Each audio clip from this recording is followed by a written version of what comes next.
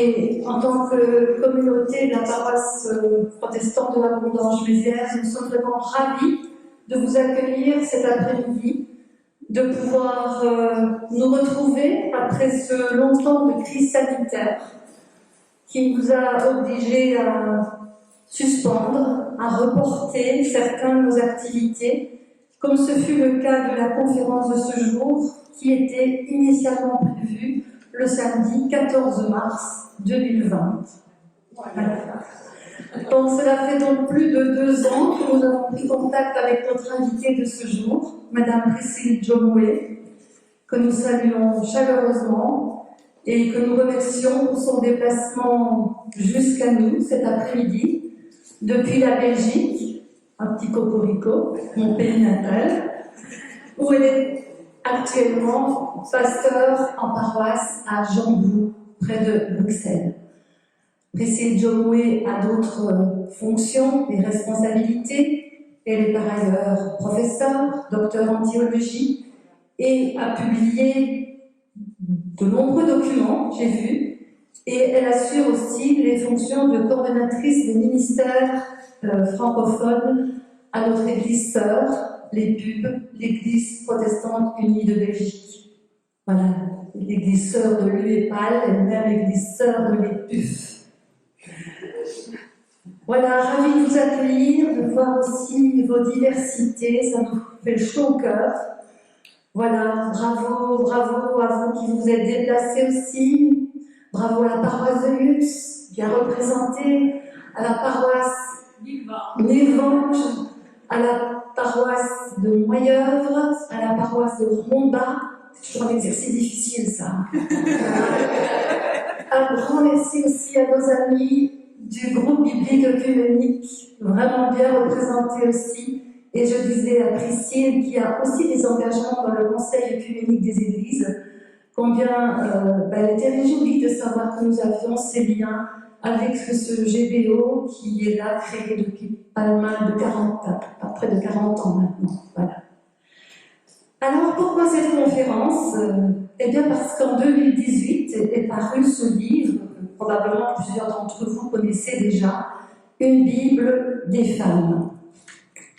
Et nous avons découvert cet ouvrage et eu envie de le découvrir davantage en invitant quelques-unes de ses co-auteurs qui vivaient pas trop loin de chez nous.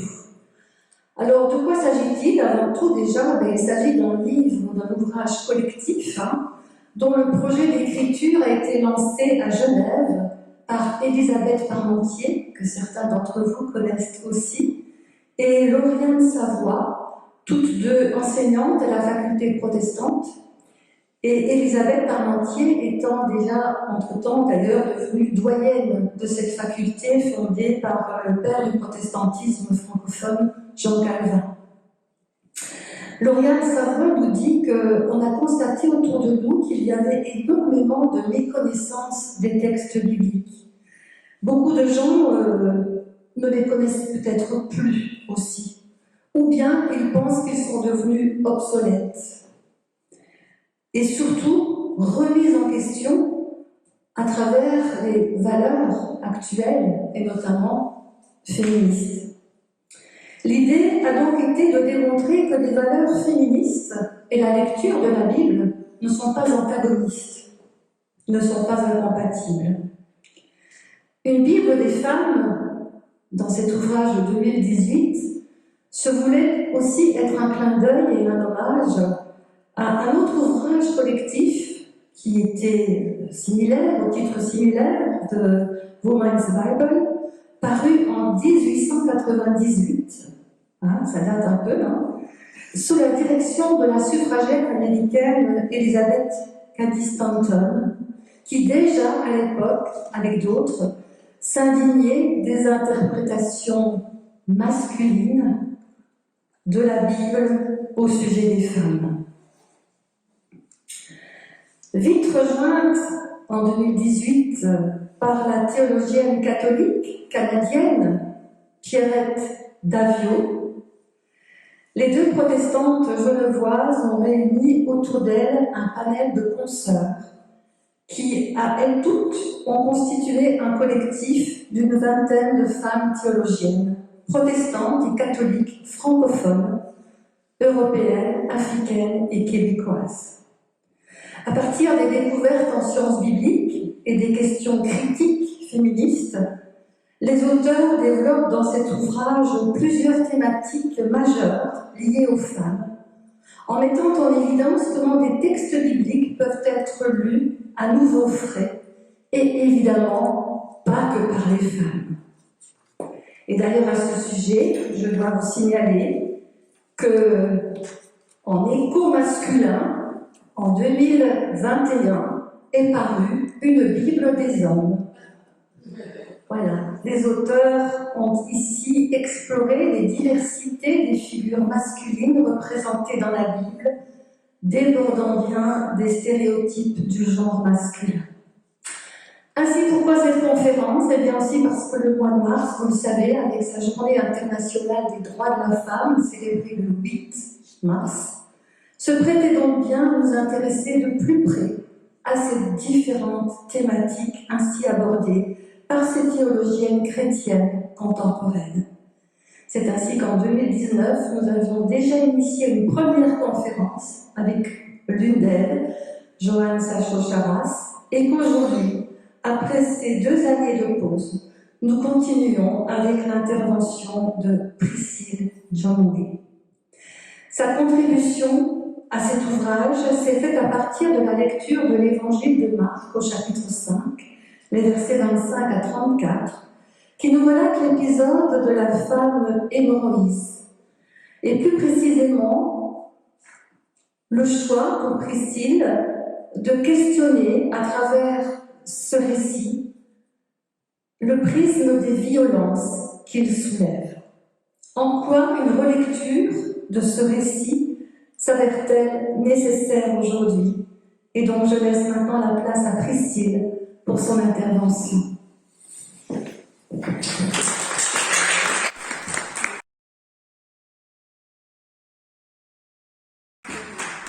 De présentation. Je vais commencer par vous dire que je suis très heureuse de partager ces moments avec vous et je voudrais dire ma gratitude aux organisateurs et aux organisatrices de cette conférence pour l'invitation que vous m'avez adressée. Et je rends grâce à Dieu qui a permis que cela soit possible après avoir été reporté au moins une année avant. La persévérance et la patience payent, de quoi nous encourager à garder espoir face aux défis avec lesquels nous vivons sur le plan planétaire depuis au moins 2 ans déjà, et surtout face aux multiples violences de notre quotidien, face à l'inquiétude que suscite en nous la violence dans les pays en guerre. Et sur ce plan, nous sommes bien dans le sujet. La violence, que faut-il en faire? La conférence que je vais donner est inspirée de ma contribution au livre qui a été présenté tout à l'heure.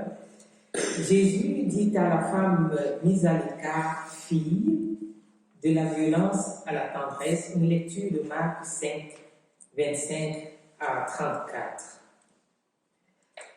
Le livre a été déjà présenté et tout ce que je peux dire, c'est que ce livre n'est pas une réécriture de la Bible, c'est pas une nouvelle Bible, mais c'est une lecture des textes bibliques et surtout des textes choisis, ces textes qui aujourd'hui semblent, comme l'a dit notre sœur tout à l'heure, être relevés au second plan comme étant des textes obsolètes. Pourtant, c'est des textes très riches qu'il faut explorer et exploiter pour les violences d'aujourd'hui.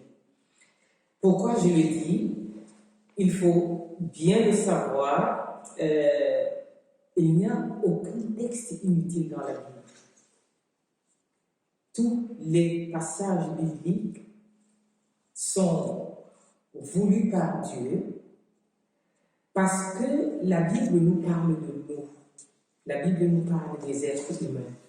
La Bible pose un regard sur ce que nous faisons, sur comment est-ce que nous vivons, et interroge la manière selon laquelle nous nous comportons les uns avec les autres. Ce livre aussi n'est pas un manifeste, c'est donc une lecture créative. On scrute les textes avec des outils pédagogiques et on a des lectures par rapport aux lectures traditionnelles qui, pour la plupart, ont établi des discriminations aussi bien dans l'Église que dans les sociétés, en alimentant peut-être involontairement beaucoup de violence. Ma conférence s'intéresse donc à la violence subie par une femme et violence gratuite que peut expérimenter n'importe qui, quel que soit son sexe, sa race, son appartenance, sa classe sociale. L'expérience de la femme hémorroïste est paradigmatique et c'est pour cela que cette histoire nous intéresse tous et toutes. Alors, j'avais trouvé dans un journal suisse à l'époque, c'était un journal suisse roman nommé 20 minutes, l'histoire de Julie. Cette histoire était parue le 4 octobre 2017. Et c'est une histoire qui m'avait marqué par son titre, rejeté à cause de ma maladie, je n'ai pas lâché. Julie est une jeune Suisse atteinte de mucoviscidose depuis son enfance. C'est une maladie qui s'attaque aux poumons et au système digestif et qui occasionne beaucoup de douleurs.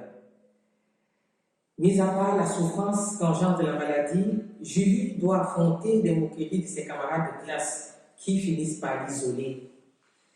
Et elle est malgré tout une jeune fille admirable parce que cette situation ne l'empêchera pas de décrocher son certificat et de courir vers son objectif, c'est-à-dire obtenir un certificat fédéral de capacité d'esthéticienne. C'est une fille aussi audacieuse, car elle participera, malgré sa maladie, à une course de 5 km aux côtés des personnes qui se mobilisent contre sa maladie. Et si Julie peut faire cette déclaration, rejetée à cause de ma maladie, je n'ai pas lâché, c'est qu'elle a eu la grâce d'être accompagnée et soutenue, non seulement par ses parents, mais aussi par ses professeurs et toute cette société de volontaires qui se mobilisent contre la maladie. L'histoire de Julie, c'est l'histoire de plusieurs personnes, et surtout des femmes muselées, isolées, tout au long de l'histoire de l'Église, aussi bien dans les premiers siècles qu'aujourd'hui. Il n'est pas superflu de mentionner que les discours de l'Église ont longtemps stigmatisé, par exemple, les personnes vivant avec le VIH-Sida, et qu'aujourd'hui encore, cette discrimination est très présente dans beaucoup de pays. Si Julie trouve la force d'avancer malgré la mise à l'écart et les moqueries de ses camarades, c'est qu'elle bénéficie aussi d'une très grande solidarité, non seulement autour d'elle, mais aussi dans la société qui la voit grandir. Telle n'est malheureusement pas l'histoire tout à fait particulière de cette autre femme sans nom, dont l'histoire est racontée dans l'évangile de Marc. Je vais lire cette petite histoire. Et une femme en écoulement de sang depuis 2 ans, elle avait beaucoup souffert du fait de nombreux médecins et avait dépensé tout ce qu'elle possédait sans aucune amélioration. Au contraire, son état avait plutôt empiré.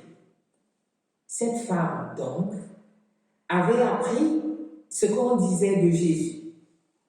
Elle vint par derrière dans la foule et toucha son vêtement.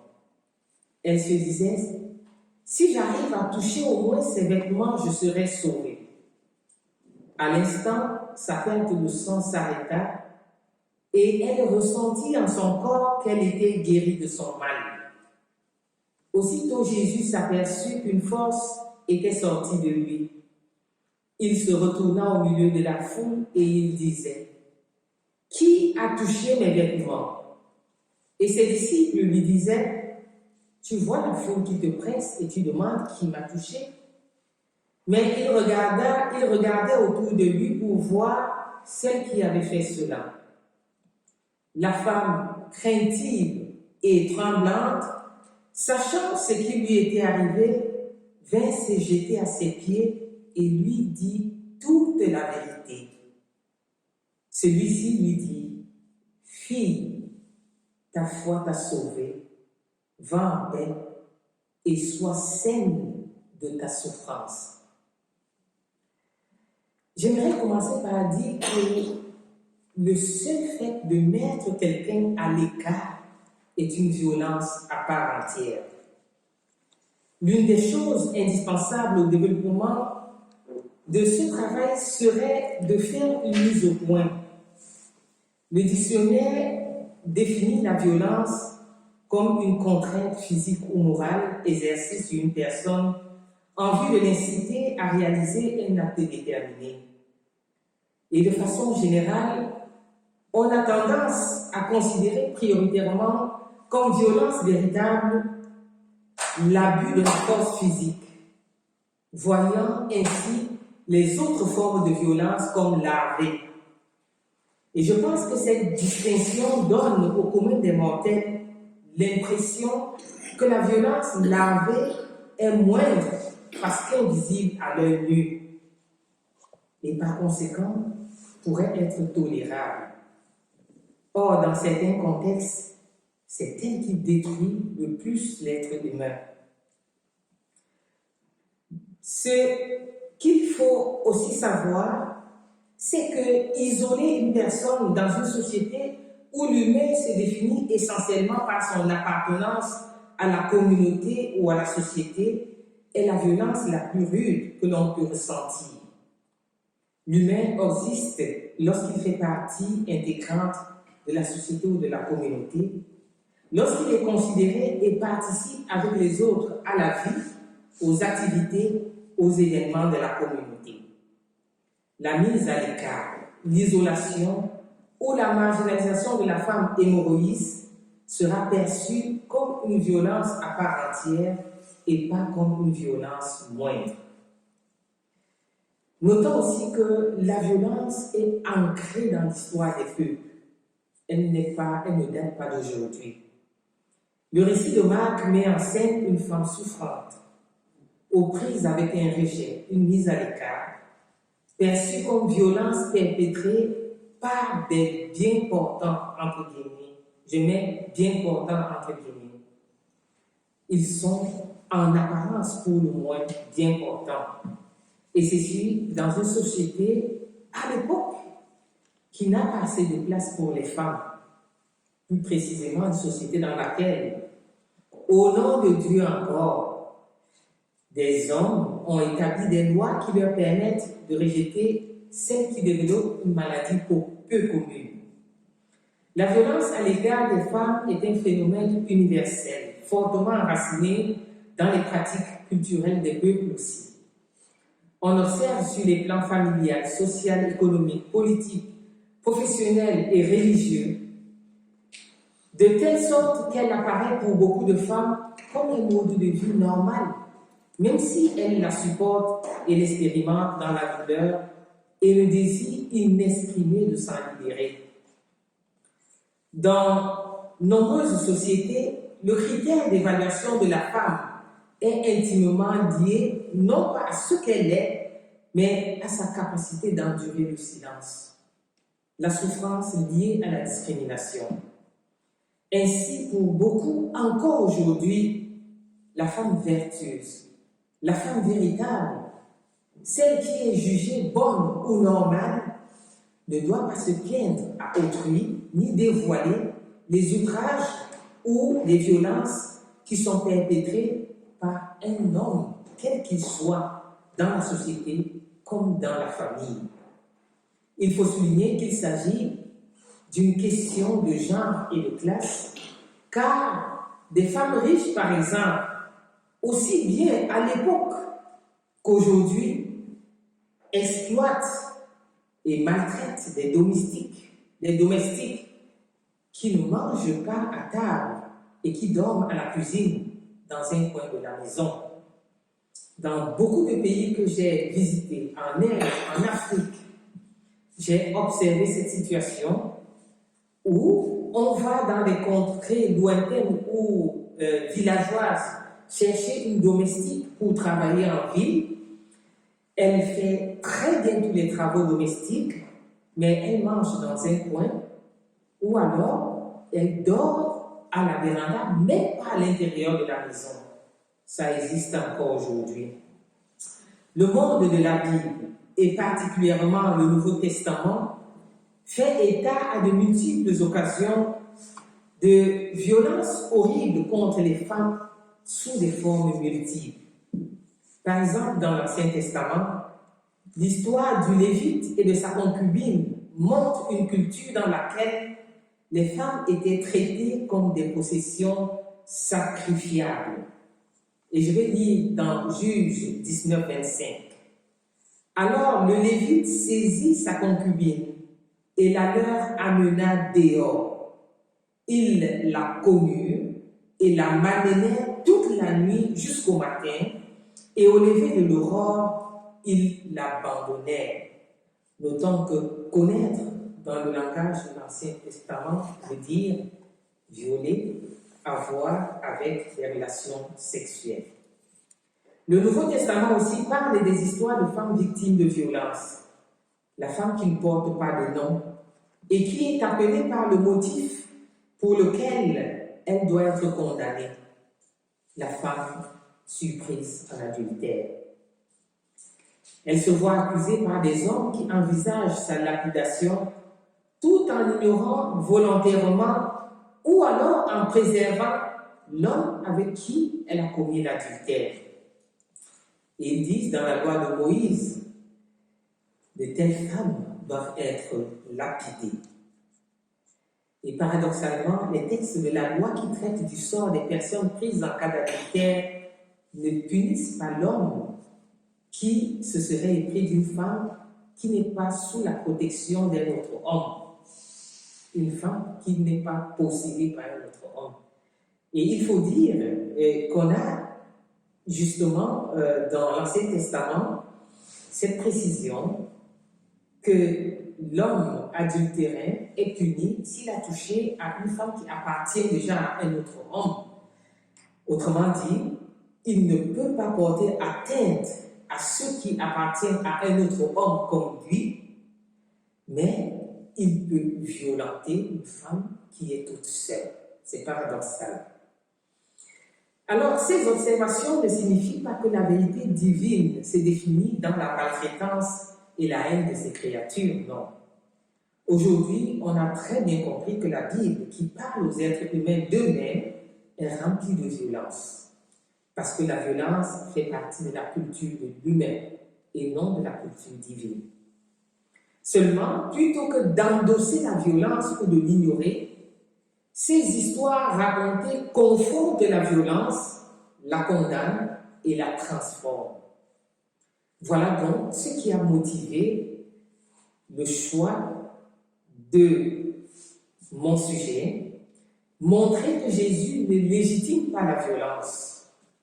À travers dans Marc 5, 21 à 43, la dynamique de la violence contre la femme est cernée et méthodiquement transformée en douceur.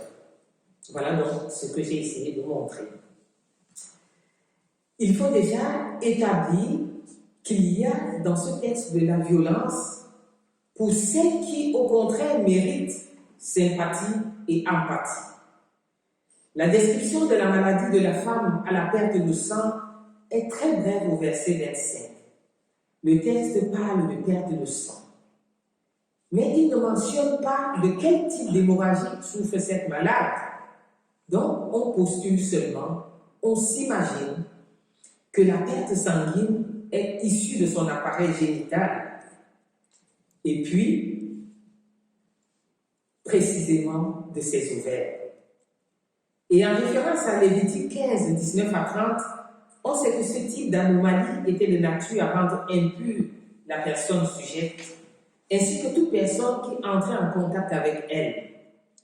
Et si le texte est avare de détails sur la maladie, il insiste sur ses manifestations ainsi que sur ses conséquences multidimensionnelles. Il y a donc une violence sociale, il y a aussi une violence psychologique. Le texte utilise le verbe souffrir doublé de l'adverbe beaucoup, concernant son état qui s'était empiré. Et ces deux verbes sont suffisants pour traduire ce que cette femme expérimente. Elle est frappée durement par un mal qui l'accable, avec des conséquences physiques sur sa personne. Elle ressent ses douleurs. Il faut certainement prendre le chiffre 12 dans son sens symbolique. S'il traduit la totalité, nous comprenons que le texte voudrait bien mettre l'accent sur le fait que cette femme a passé toute sa vie à gémir et à endurer son mal. En clair, il ne s'agit pas d'un mal ponctuel, mais d'une situation qui dure et qui fait désormais partie du quotidien de la femme. Mais ces douleurs physiques sont doublées de plusieurs autres maux. L'état d'impureté que lui confère sa maladie l'empêche d'être avec les autres, parce qu'elle est isolée par les autres. Plus exactement, par le système d'impureté en vigueur à l'époque. Dit autrement, elle est stigmatisée et rejetée par la société qui devrait la protéger. Ce rejet fait donc d'elle une paria, c'est-à-dire une personne qui n'existe même pas aux yeux de la société. La preuve, elle n'a même pas de nom. Et nous pensons donc que le fait qu'elle soit anonyme, le fait qu'elle ne soit même pas présentée en référence à une famille ou alors à une ville, comme c'est le cas pour beaucoup de personnes dans le Nouveau Testament, montre bien qu'elle est persona non grata.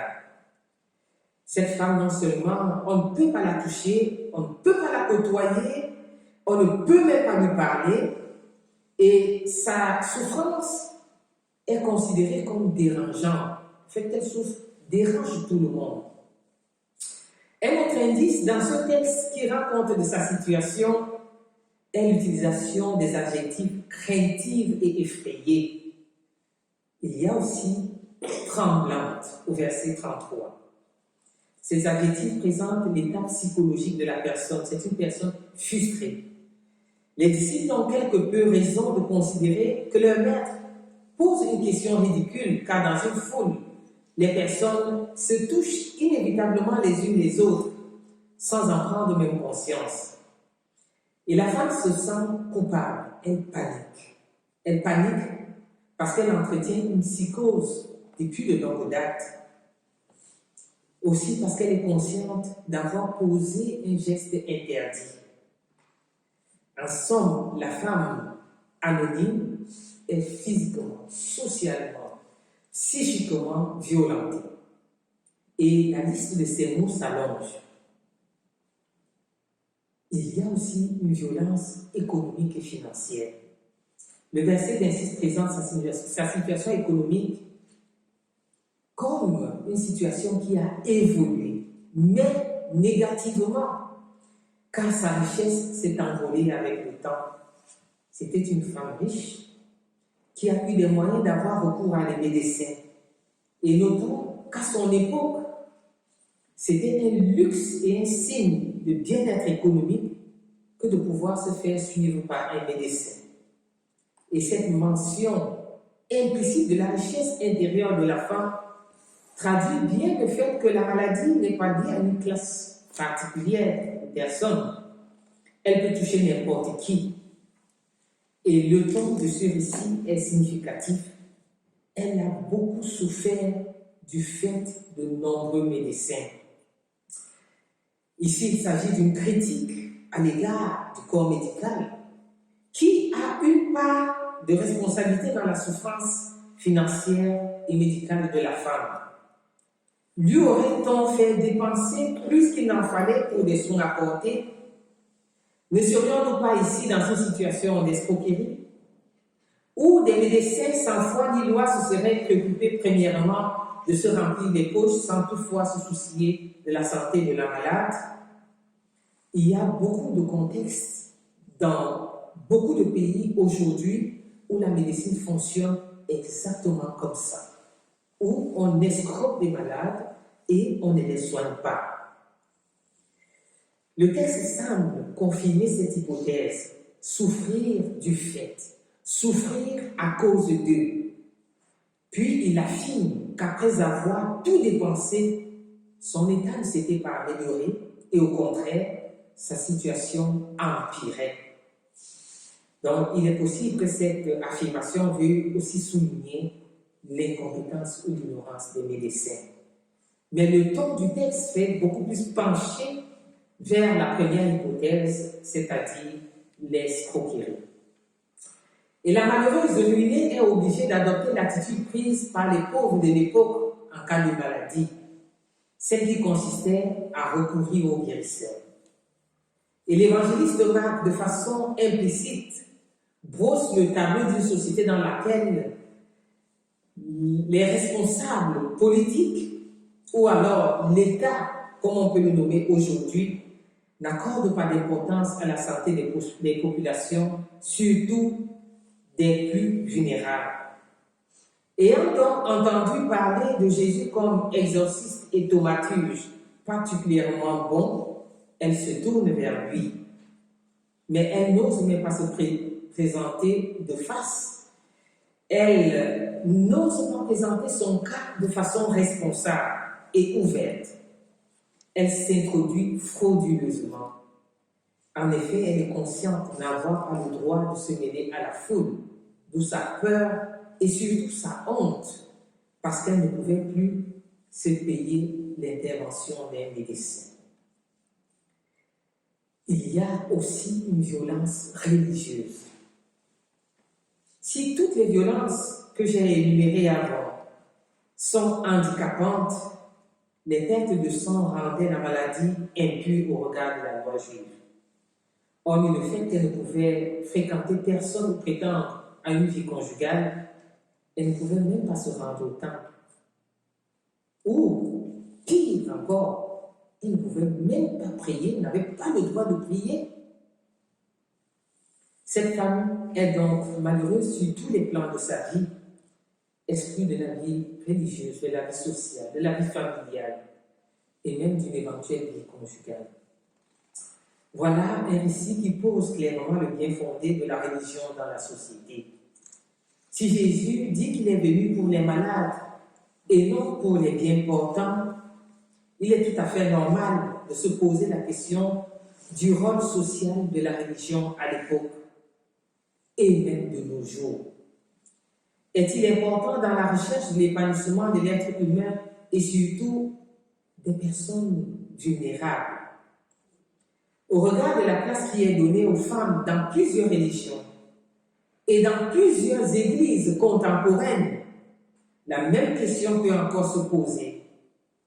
Qu'est-ce qui justifie une présence du religieux dans un monde où certaines églises et religions encore semblent déterminer des espaces réservés aux femmes et celles réservées aux hommes? Quelle valeur peut-on leur accorder si encore aujourd'hui des individus peuvent interdire, par exemple, le partage de la Sainte Seine de la communion aux femmes d'une communauté parce qu'elles ont des règles ou des menstrues? Et je vous assure, il y a encore aujourd'hui des églises où on empêche à la femme d'approcher de la table sainte parce qu'elle a ses menstrues. Alors, si nous observons beaucoup d'évolutions en ce qui concerne les conditions d'acceptation des femmes dans de nombreuses religions et églises, il n'en demeure pas vrai que le chemin reste encore long et que le travail d'ouverture des religions entamé à la fois par des hommes et des femmes, doit continuer. Ce travail doit se poursuivre. Et pour cela, je veux le dire sincèrement, il y a des transgressions qui libèrent. La malade de notre récit sera guérie par un contact simple avec le vêtement de Jésus. Mais la guérison physique, et surtout la manière selon laquelle est survenue cette guérison, entraîne une complication de ce récit, de cette histoire, de cette intrigue. Aussitôt Jésus s'aperçut qu'une force était sortie de lui. Il se retourna au milieu de la foule et disait « Qui a touché mes vêtements ?» Ce verset laisse entendre que Jésus est conscient d'avoir guéri physiquement une personne. Mais il pose là une question curieuse, parce qu'il est présenté dans les récits de guérison comme quelqu'un de bien, dont l'objectif est de guérir. Que veut-il donc après la guérison de cette femme?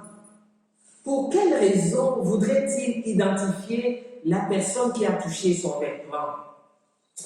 Le scénario qui tourne autour de la question de Jésus est très intéressant en fait. La malade s'est comportée comme il ne fallait pas, elle se dévoile, et Jésus adopte l'attitude qu'un bon juif de cette époque n'aurait pas adoptée. À la question de savoir qui l'a touché, elle reste terrorisée parce qu'elle avait l'habitude d'être exclue et traitée sans ménagement. Après avoir donc tout avoué à Jésus, celui-ci, loin de s'irriter, la traite avec douceur, en l'appelant affectueusement « fille » et en lui confirmant que sa guérison est définitive au verset 34. Et Jésus pose donc une question parce qu'il veut d'abord engager un dialogue avec une personne qui ne parle à personne. Ensuite, il voudrait rendre public, faire savoir que la guérison de la femme a des conséquences aussi bien pour la femme que pour la foule et la société. Si la maladie de la femme lui a valu mise à l'écart et violence multiforme, elle a aussi dérangé la société dont les humains étaient mal à l'aise en sa présence. Le dialogue a donc pour but de la réinsérer dans la société. C'est une libération totale. Alors, j'aimerais, après avoir lu ce texte, que l'on évite la superstition. En relevant dans ce paragraphe que la guérison de la femme atteinte de perte de sang n'est pas à prendre dans son sens purement magique. La guérison de la femme ne vient pas d'une force qu'il faut rechercher sur les objets, par exemple les objets qui ont été utilisés par Jésus. Il y a des personnes qui pensent que les objets ayant des liens avec Jésus, comme la Bible, utilisés comme un talisman, peuvent les délivrer des puissances du mal. Pour certains chrétiens, africains surtout, qui gardent encore des pratiques ancestrales, la Bible est utilisée comme un fétiche. On observe alors une sorte de syncrétisme.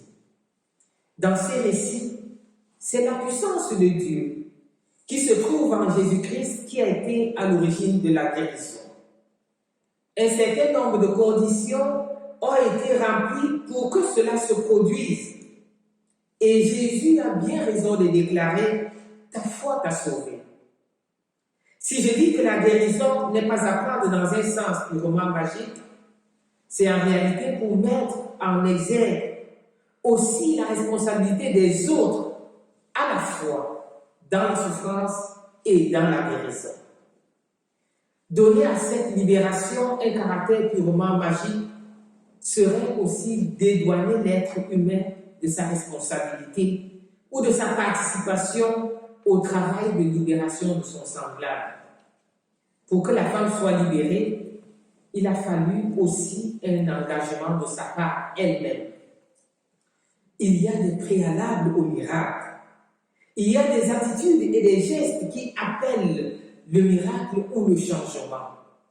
Et Jésus, il met ensemble tous les ingrédients. La femme a dû briser les tabous. La libération de la femme vient d'abord de son courage et de son attitude à oser violer des lois responsables de sa situation. En se mêlant frauduleusement à la foule, elle brise le tabou de l'impureté. Si elle approche par derrière et de manière anonyme, c'est parce qu'elle connaît l'opinion à son sujet qui affirme qu'elle est impure et qu'elle ne peut pas se présenter face à face. Elle approche cependant avec foi en se disant « Si seulement je touche le bord de son vêtement, je serai guéri. » Cette foi lui donne l'audace et le courage de passer outre toutes les interdictions et de se frayer passage à travers la foule pour toucher le vêtement de Jésus. Toute autre personne que Jésus aurait éventuellement blâmé cette femme et lui aurait interdit d'approcher. Mais lui, il ne craint pas d'être souillé. Loin de se soumettre au rite de purification requis pour tout juif digne de ce nom en pareille situation, lui, Jésus, il va se tourner vers la souillure. Puis il va engager un dialogue avec cette souillure afin de s'y imprégner aussi, lui imprimant de cette manière une nouvelle perception. Ce qu'il convient de remarquer est que dans cette histoire, c'est pour la première fois que l'initiative de souiller ne vient pas de Jésus lui-même, car c'est la femme qui le touche frauduleusement. Ensuite, c'est Jésus qui prend le mouvement ou l'initiative du mouvement vers la souillure en s'adressant à la femme et en la réconfortant. Remarquons que dans chaque miracle de Jésus dans la Bible, il y a toujours deux pôles. Il y a la réceptivité du malade et l'activité du Sauveur. Autrement dit, Jésus est celui qui prend la part la plus active dans le processus qui mène à la libération ou à la guérison. À Bethesda, par exemple, dans Jean 5, où Jésus doit réveiller chez l'impotent jusqu'à la volonté de guérison. Et dans les résurrections de mort, la réceptivité humaine est au minimum et l'activité de Jésus est au plus haut degré d'initiative. Dans le cas de cette femme à la perte de sang, c'est l'inverse. Jésus est comme passif et la femme lui arrache en quelque sorte la guérison. Donc, en dehors de cette audace, de ce courage qui permet à la femme de violer et de briser les tabous, elle ose aussi briser les chaînes du silence. Oui, c'est sa seconde audace, la prise de parole publique, la rupture du silence. Évidemment, c'est Jésus qui lui donne l'occasion de parler en lui posant une question. Si la question de savoir qui a touché à son vêtement paraît stupide aux yeux des disciples, elle se révèle bien pensée comme outil du don de la parole. Cette occasion, la femme va la saisir. Elle ne va pas seulement dire une parole quelconque, mieux encore répondre par un mot comme « moi », mais elle dira, le texte dit, toute la vérité. Dit toute la vérité, laisse entendre qu'elle a raconté et qu'elle s'est racontée. Je m'imagine bien que par cette occasion de s'adresser publiquement à sa société représentée par la foule, elle a dénoncé une culture, une religion et un système patriarcal qui lui a volé son droit à la parole, son droit d'exister. Rompre le silence permet de se libérer de blocages multiples. Raconter son histoire est une démarche libératrice pour un nouveau départ et une grande transformation intérieure. Avant que Jésus ne la rassure en déclarant publiquement ta foi t'a sauvé, la femme est déjà libérée après avoir dit toute sa colère. Elle est libérée physiquement, spirituellement, psychologiquement. Celle qui était jusqu'alors isolée retrouve socialement une place au milieu d'une foule. Et quel est donc le rôle de Jésus? Jésus transforme la violence en tendresse. Le courage et la volonté de cette femme sont appuyés par l'action de Jésus, laquelle prend le contre-pied de ce qu'on aurait attendu. Il fait fi de la situation d'impureté et la traite affectueusement. Au verset 24, le mot grec qui est utilisé, c'est toudater. Ce mot signifie fille et il est au vocatif. En grec, le vocatif, c'est l'apostrophe. C'est le cas qui est utilisé lorsqu'on interpelle directement une personne. Il marque le nom. En dehors de la phrase, il désigne la personne interpellée. Et l'apostrophe aussi sert à exprimer une émotion. En s'adressant donc ainsi à la malade, Jésus bâtit avec elle un lien affectif, transformant ainsi le rejet dont elle a été l'objet par la tendresse. Alors, pour conclure, je dirais qu'il faut faire évoluer positivement les acteurs au masculin et les acteurs au féminin de la violence. L'Église, dès les premiers siècles, a cru trouver dans la lecture des textes sacrés des éléments qui lui permettent de trouver à chacun et à chacune sa place. Aussi de définir le fonctionnement des êtres humains en fonction de leur sexe, pour ce qui concerne les rapports d'autorité et de pouvoir. Ainsi, il y a des lectures de la Bible qui considèrent les femmes comme naturellement défaillantes.